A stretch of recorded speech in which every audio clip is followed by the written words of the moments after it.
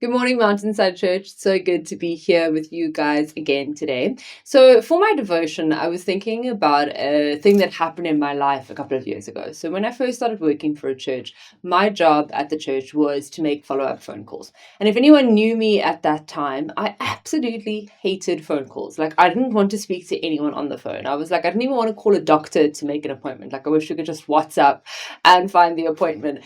And I remember during the day I was listening to a sermon, and it was by a pastor's wife, and the pastor's wife said something along the lines that this is the responsibility that God has given her to do, is to pastor this church and to be a wife to her husband and to lead her family well.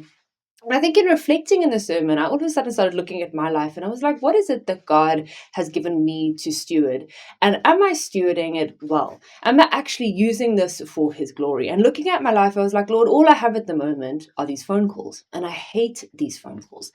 But I really want to do this to glorify you. I really want this to be a space where I see you and I experience you. So I ask you now, please help me. Help me do these phone calls well and help me love these phone calls. And I just wanted to give you a context because I'm going to share something out of this story in each devotion. So the first thing I wanted to highlight in this story is that God positions us.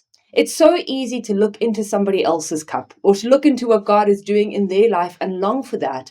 But in doing that, we actually miss what God is currently doing in our lives. We miss the things that God has given us to steward.